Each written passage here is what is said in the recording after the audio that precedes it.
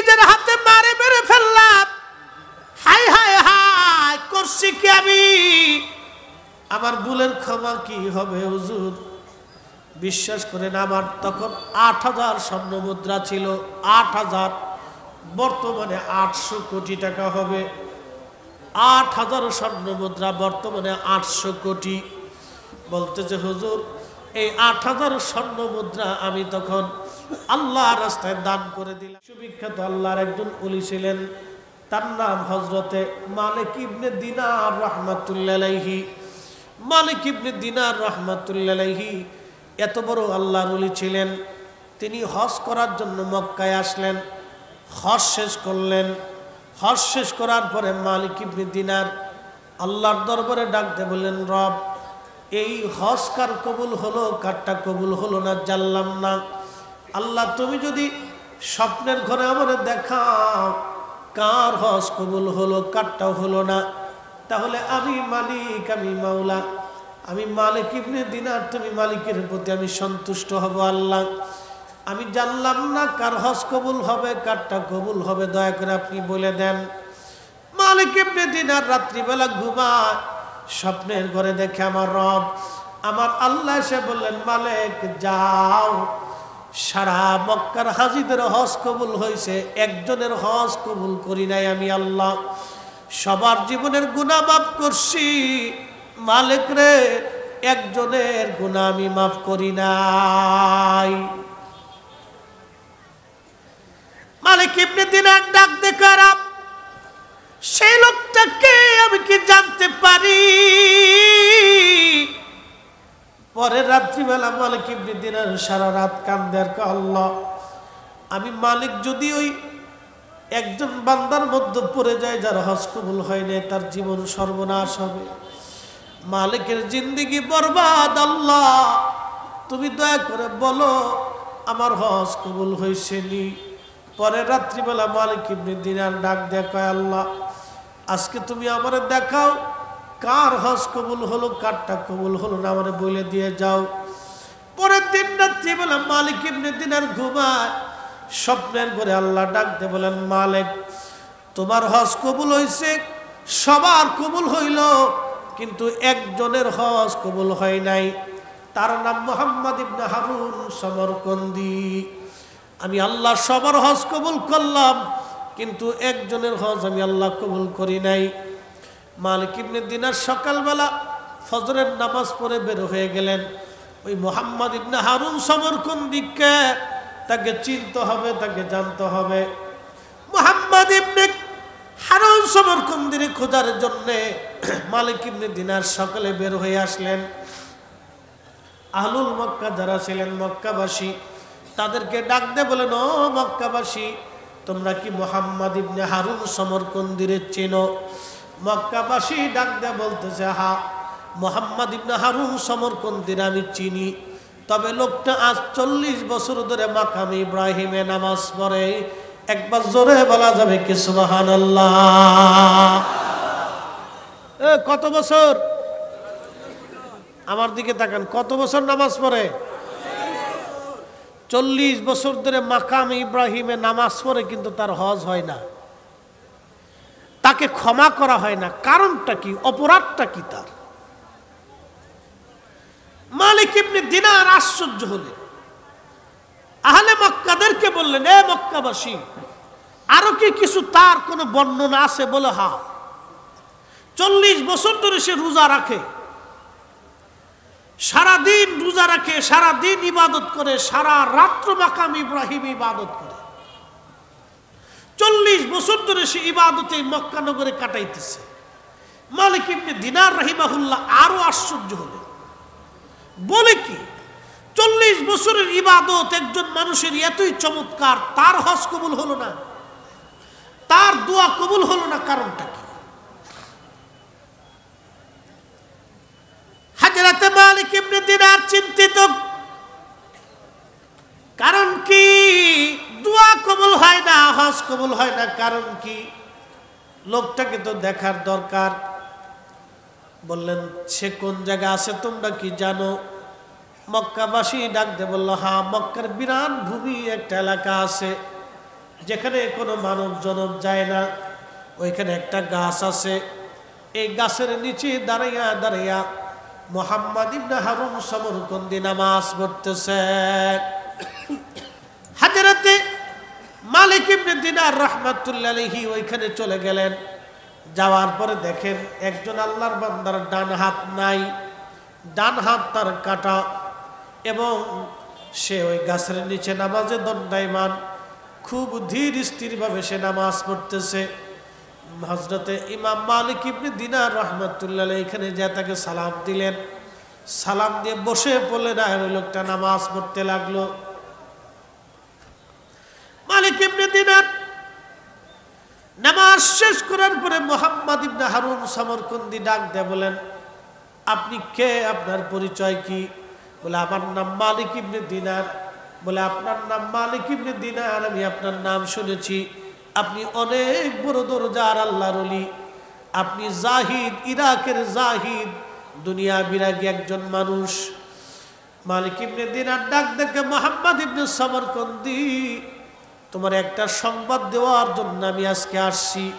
বলে, হুজুর কি সংবাদ? দয়া করে আপনি বলে দেন।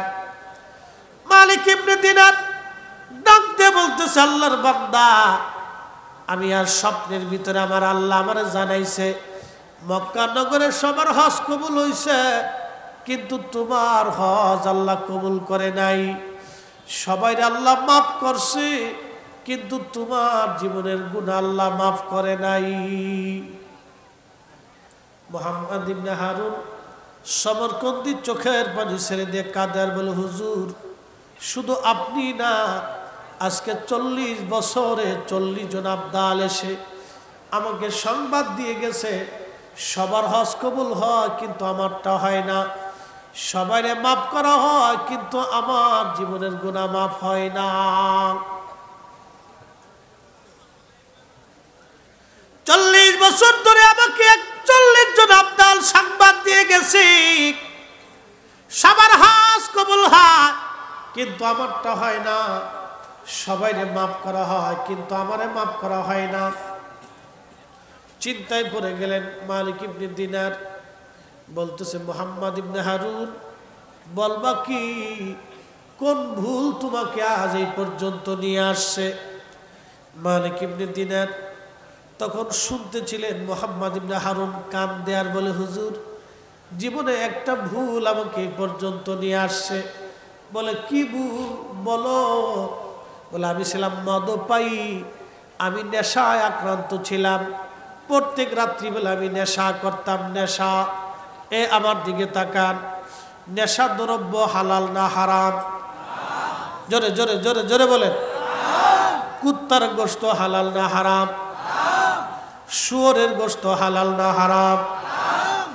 কুকুরের গোশত যেমন হারাম। কোন ব্যক্তি যদি কুকুরের গোশত খাইয়া আইসা সারা রাত্র মসজিদে নামাজ পড়ে, আপনারা বলেন নামাজ কি হবে? হ্যাঁ হ্যাঁ জোরে বলেন হবে। কেউ যদি শুয়োরের গোশত খাইয়া আইসা মাকাম ইব্রাহিমে নামাজ পড়ে, নামাজ হবে? কারণ এগুলি আল্লাহ কর্তৃক আল্লাহ হারাম করে দিয়েছেন, এগুলি মুসলমানদের জন্য হারাম। এইগুলি খাইয়া নামাজ পড়লে নামাজ হবে না। তদ্রুপ ঘুষের টাকা দিয়া, সুদের টাকা দিয়া, গরুর গোশত কিনিয়া, খাসির গোশত কিনিয়া, মুরগার গোশত কিনিয়া, আর মহিষের গোশত কিনিয়া, দুম্বার গোশত কিনিয়া, উটের গোশত কিনিয়া, আর ওইভাবে সুন্দর করে খাইলেও, ওইভাবে খাইয়া নামাজ পড়লো নামাজ আদায় হবে না। কি কথা বলেন, ঠিক কিনা? খুবই মনোযোগ দিয়ে এই নামাজ পড়লে নামাজ হবে না। মুহাম্মদ ইবনে হারুন বললে, হুজুর আমি ছিলাম মদপায়ী, নেশায় আক্রান্ত, আমি সারা রাত্র মদ পান করতাম। শাবানের শেষ রজনী, রমজান আসবে, আমি রাত্রিবেলা মদ পান করে বাড়িতে আসছি। আমার জননী, আমার মা আমার হাতটা ধরে আমাকে বলল, বেটা শাবানের শেষ রাত, এই রাত্রিবেলা তুই আজকে মদ পান করে আসছিস। কত মানুষ মাহে রমজানের জন্য প্রস্তুতি নেয়, তুই প্রস্তুতি না নিয়ে মদ পান করে আসছিস। বেটা কত ছেলে মরে যায়, তুই কি মরতে পারিস না? আমার মা যখন এই কথা বলছে, আল্লাহর ওলি মালিক ইবনে দিনার আমার ওই নেশাগ্রস্ত অবস্থায় আমার মাথায় রাগ উঠে আসলো। যখন রাগ উঠে আসছে তখন আমি আমার মার মুখের মধ্যে ঘুষি মেরে দিলাম। আমি আমার মাকে মারতে লাগলাম, মাকে পিটাইতে লাগলাম। আমার মা আমাকে আরো বকাঝকা করতে লাগলেন। ঠিক তখন আমি আমার মাকে জাপটে ধরে নিয়ে আমি আগুনের মধ্যে মারে ফেলে দিলাম। উনুনে চুলার মধ্যে মারে আগুনের মধ্যে ফেলে দিলাম। ও মুহাম্মদ ইবনে হারুন সমরকন্দি, মালিক ইবনে দিনার ডাক ডাকা করছো কি?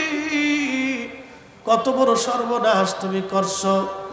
মুহাম্মদ ইবনে হারুন ডাক ডাকা, হুজুর আমার স্ত্রী আমাকে ধাক্কা ঘরের মধ্যে নিয়ে ঘরের তালা মেরে দিলেন। সকালবেলা আমার ঘুম ভেঙে গেল। ঘুম ভেঙে যাওয়ার পরে আমার নেশার আসক্তি কেটে গেল। আমার হুঁশ ফিরে আসছে। বিবিরে ডাক দিলাম, বিবি আমার কাছে আসো, ঘরে তালা মারা কেন? আমার স্ত্রী কর্কশ ভাষায় ডাক দেখায়, স্বামী আমার, তোমার কাছ থেকে জুদা হয়ে গেলাম, তোমার সংসার আমি করব না। স্বামী তুমি সর্বনাশ করে ফেলছো। বলে কি সর্বনাশ? বলে সর্বনাশ হলো এই যে তুমি কালকে রাত্রিবেলা আমার শাশুড়ি মাকে, তোমার মাকে হত্যা করছো আগুনের মধ্যে ফালাইয়া। হে মুহাম্মদ ইবনে হারুন সমরকন্দি, আমি তোমার সাথে সংসার করব না। তখন আল্লাহর বান্দা ডাক দে বলতেছে, হুজুর আমি খুব চিন্তায় পেরেশান হইয়া দরজা ভাঙ্গা বাইরে এসে দেখলাম ঠিকই উনুনের মধ্যে মারে ফেলাইয়া আগুনের মধ্যে পুরাইয়া মারে মারছি। হুজুর আমার জীবন বড় বরবাদ আমি করে ফেললাম। আমি পাগল পারা হয়ে গেছি, নিজের হাতে মারে মেরে ফেললাম। হাই হাই হাই করছি কি আমি? আমার ভুলের ক্ষমা কি হবে হুজুর? বিশ্বাস করেন, আমার তখন ৮,০০০ স্বর্ণ মুদ্রা ছিল। ৮,০০০, বর্তমানে ৮০০ কোটি টাকা হবে। ৮,০০০ স্বর্ণ মুদ্রা বর্তমানে ৮০০ কোটি। বলতেছে হুজুর এই ৮,০০০ স্বর্ণ মুদ্রা আমি তখন আল্লাহ রাস্তায় দান করে দিলাম। আমার ১২ জন দাসীবাদী ছিল, এই ১২ জন দাসীবাদী আমি আজাদ করে দিলাম।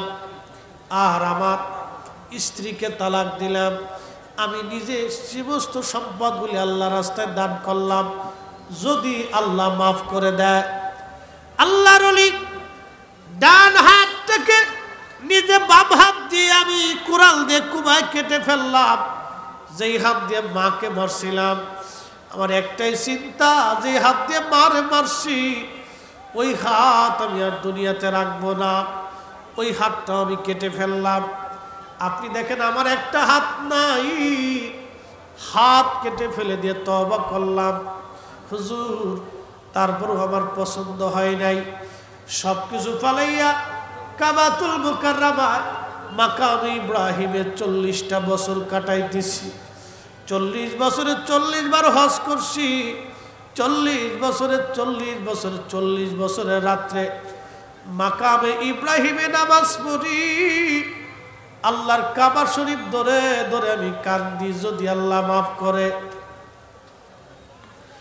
40 বছর ধরে মাকামে ইব্রাহিম আমি কান্দি। 40 বছর আমার দোয়া কবুল হয় না। 40 বছর আমার হজ কবুল হয় না। 40 বছর ধরে আল্লাহর নিষিদ্ধ টাইম ভিত্তিতে আমি রোজা রাখতেছি। 40 বছরও আল্লাহ আমারে মাফ করে নাই। 40 বছর ধরে আমি 40 দিন পর পর পেট ভরে খাবার খাই, বাকি দিনগুলি কোনো রকম খেজুর এবং সামান্য খাবার খেয়ে বেঁচে থাকি।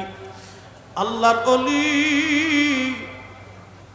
40টা বছর ধরে আল্লাহর কাছে মাফ চাই, আমার আল্লাহ আমারে মাফ করে না। সমরকন্দি কান্দার বলে, হুজুর 40 বছরে কি আল্লাহ আমার ক্ষমা করবে না? মালিক ইবনে দিনার মুখের ভিতরে হাত দিয়ে কাঁদার বলে, আল্লাহর বান্দা করছো কি? নিজের মারে আগুনের মধ্যে পুরাইয়া তুমি আল্লাহর দরবারে ক্ষমা চাও। আল্লাহ তোরে মাফ করবে না, আল্লাহ তোরে ক্ষমা করবে না। এই কথা বলার পরে সমরকুন্দি আল্লাহর দরবারে হাত বাড়াই দিছে, আল্লাহ 40টা বছর ধরে আমি পাপের জন্য ক্ষমা চাই মালিক, হে আল্লাহ আপনি দয়া করে আপনি আমারে মাফ করে দেন গো আল্লাহ। রব্বুল আলামিন তোমার দরজা থেকে তুমি যদি ফিরাও আমরা কার দরজায় যাব আল্লাহ? তোমার দপ্তর থেকে যদি ফিরাও আমরা কোন দপ্তরে হাত বাড়াবো আল্লাহ? এইভাবে মালিক ইবনে দিনার উনি চলে গেলেন। সমরকন্দি বসে বসে কাঁদতেছে, আল্লাহ তোমার দরজা থেকে যদি ফিরাও আমি কার কাছে যাব? অনুনয় বিনয় করে কাঁদতেছে। মালিক ইবনে দিনার রাত্রিবেলা ঘুমায়, স্বপ্নের করে আল্লাহ ডাক দিলেন, আরে মালিক, কে তোকে আল্লাহ রহমত থেকে জুদা করতে বলছে বান্দাকে? একসাথে বলবেন আল্লাহু আকবার। স্বপ্ন দেখতেছে আল্লাহর নবী আসছে। মান রাআনি ফিল মানামি ফাকাদ রাআল হক। যে নবীকে স্বপ্ন দেখলো আমার মালিক আমার আল্লাহ, আমার আল্লাহ, আমার আল্লাহ রসুল ডাক দিয়ে বলতেছেন যে নবীকে স্বপ্ন দেখলো সে বাস্তবে নবী দেখছে। আমার নবী নিজে আসছে, ছবি আসে নাই। নবী নিজে আসছে, ছবি আসে নাই। একবার জোরে বলা যাবে কি আল্লাহু আকবার? নবী আসে, কে আসে?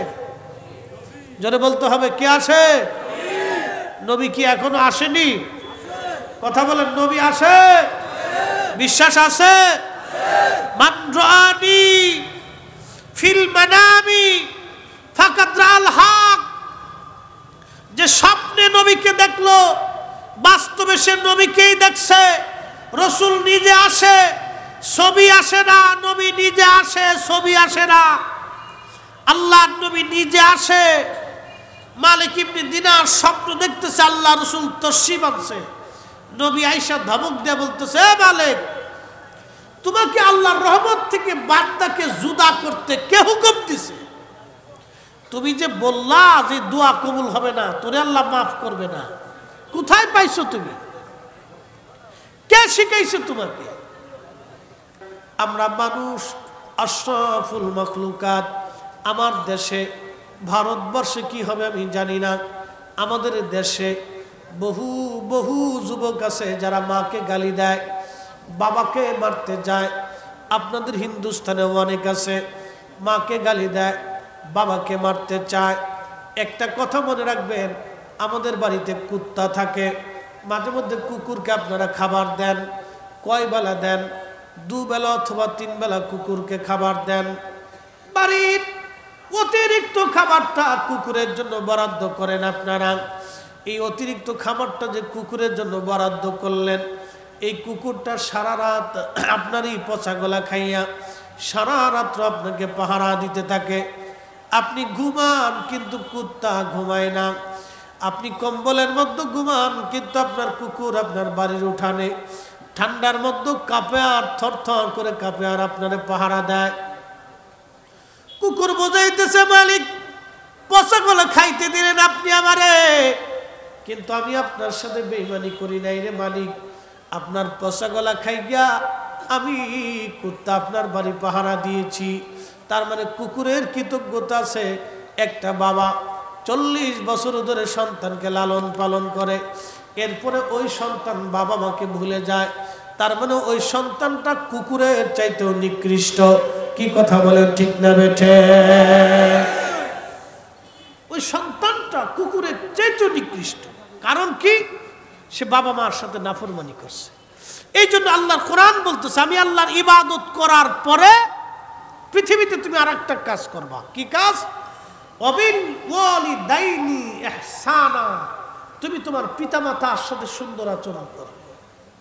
আর আয়াত আল্লাহ এইভাবে বলছেন, ওয়াকাযা রাব্বুকা আল্লা তা'বুদু ইল্লা ইয়াহু ওয়া বিল ওয়ালিদাইনি ইহসানা।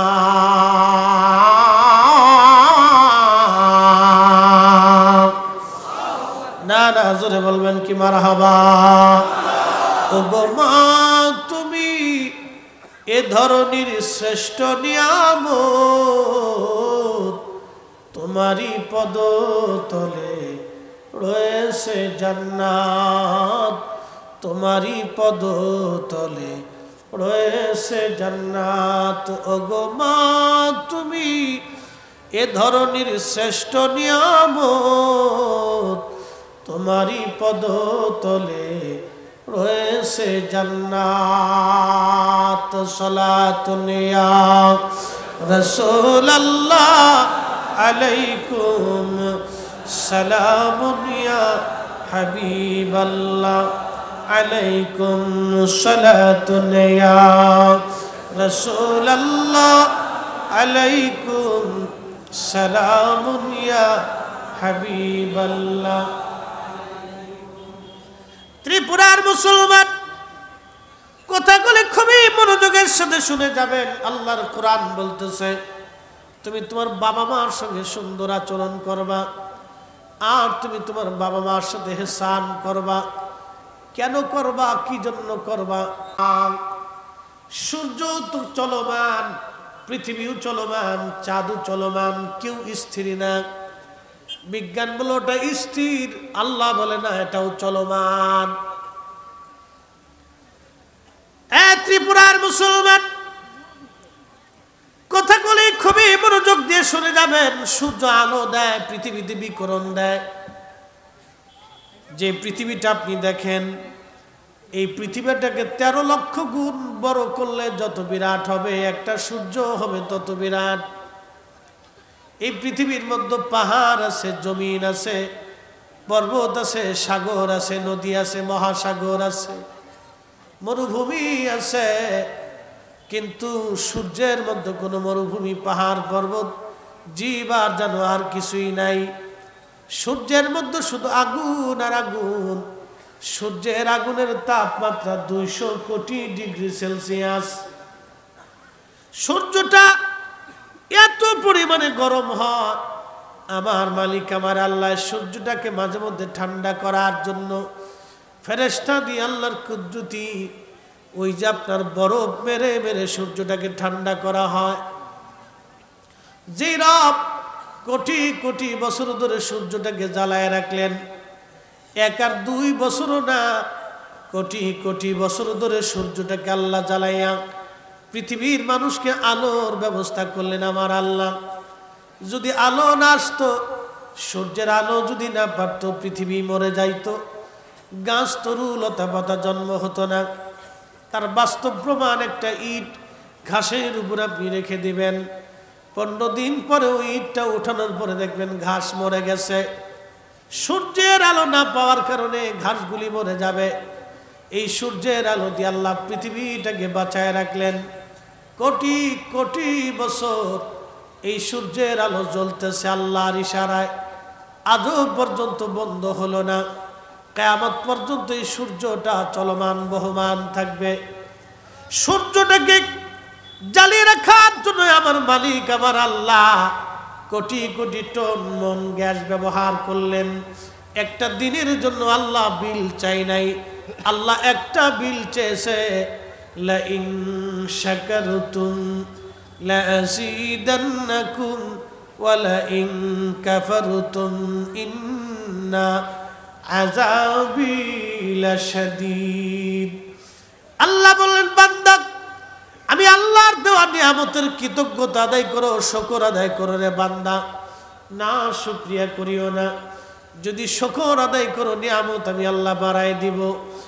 আর যদি অকৃতজ্ঞ হও, আমি আল্লাহ তোমাকে কঠিন এবং জটিল শাস্তির ব্যবস্থা আমি আল্লাহ করে রাখছি।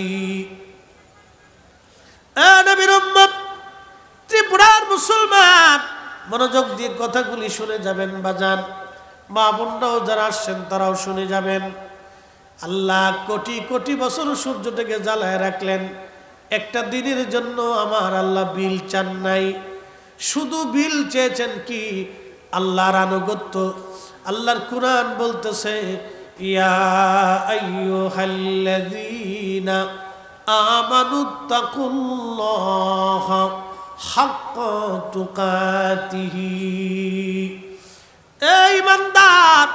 আমি আল্লাহকে ভয় করার মতো তুমি ভয় করো, ইমানদার তুমি আমি আল্লাহকে ভয় করার মতো ভয় করো। ওয়ালা তামুতুন্না ইল্লা ওয়া আনতুম মুসলিমুন।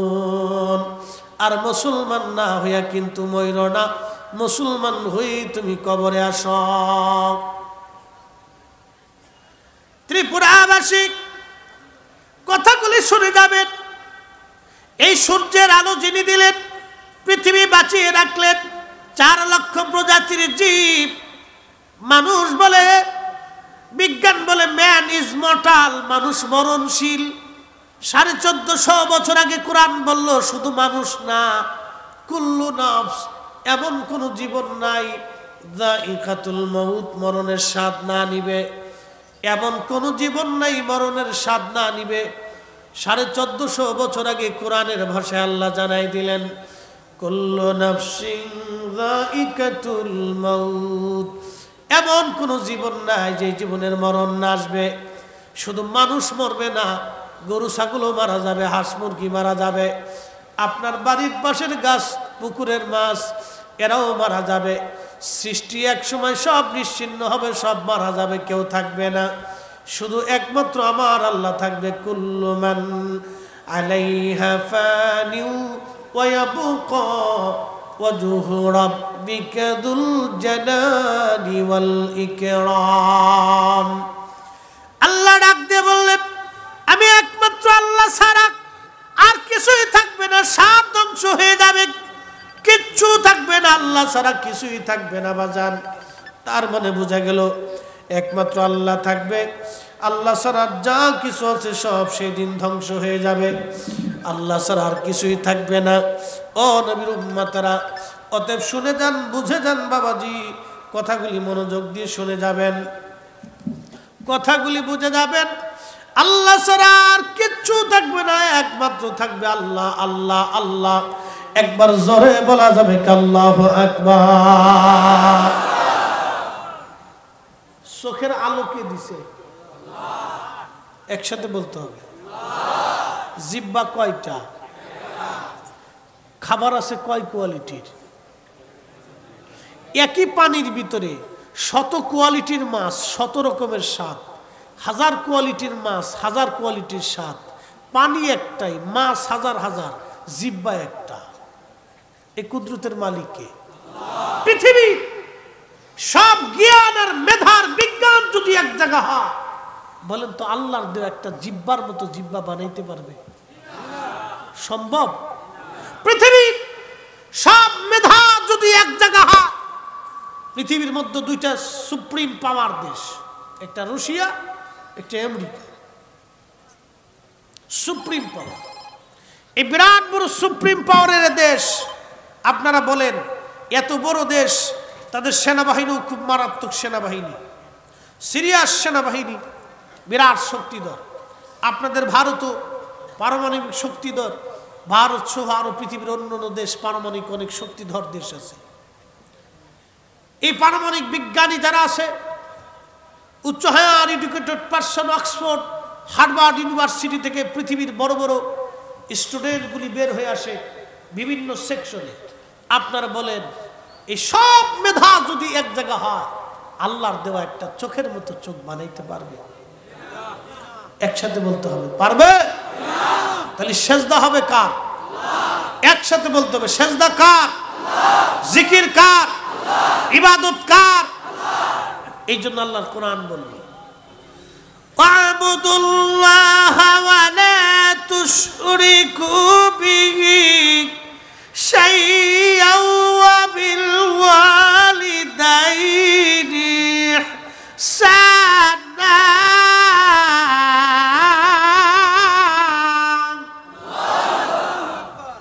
কষ্ট হচ্ছে? কিছু সময় চলবে? সারা রাত? সারা রাত বলেন ইনশাআল্লাহ।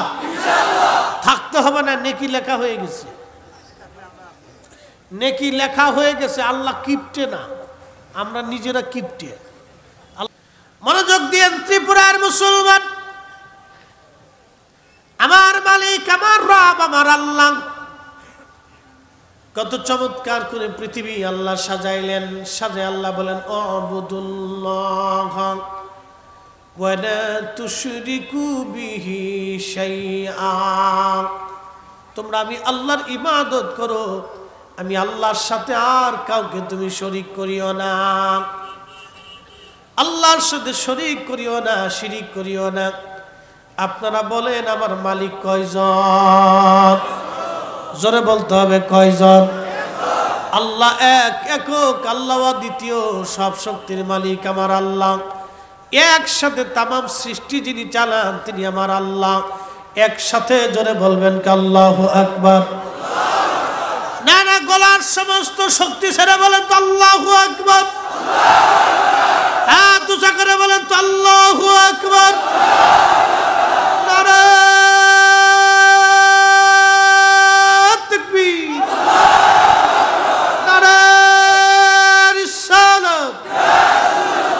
জমিন কার? আসমান কার?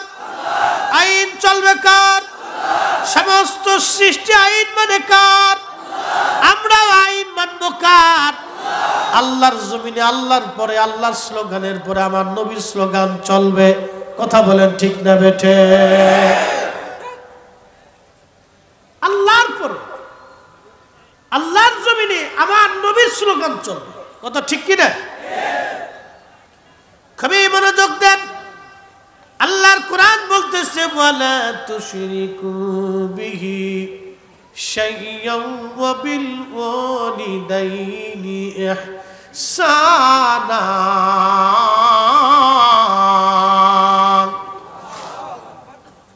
আল্লাহ বলেন আমার ইবাদত করো, আমার পরে আমি আল্লাহর সঙ্গে আর কাউকে শিরিক করবে না, শরীক করবে না। আমি আল্লাহর সমকক্ষ আর কাউকে মনে করবে না। বান্দা তুমি শোনো, আমি আল্লাহর ইবাদত করার পরে তুমি আর একজনকে খুশি করবে। ওয়াবিল ওয়ালিদাইনি ইহসানা, তুমি তোমার পিতা মাতার সঙ্গে সুন্দর আচরণ করবে। তুমি তোমার বাবা মার সঙ্গে সুন্দর আচরণ করবে। বাবা মার সঙ্গে সুন্দর আচরণ করবে। তুমি তোমার আব্বা আম্মার সঙ্গে কখনো খারাপ আচরণ করবে না। ও যুবকেরা, ভালো করে আজকে শুনে যাবেন। আল্লাহ কৃপণ না, আমরা কৃপণ। আল্লাহ দিতে চায়, বান্দা নিতে চায় না। আল্লাহর দোষ না, আমাদের দোষ।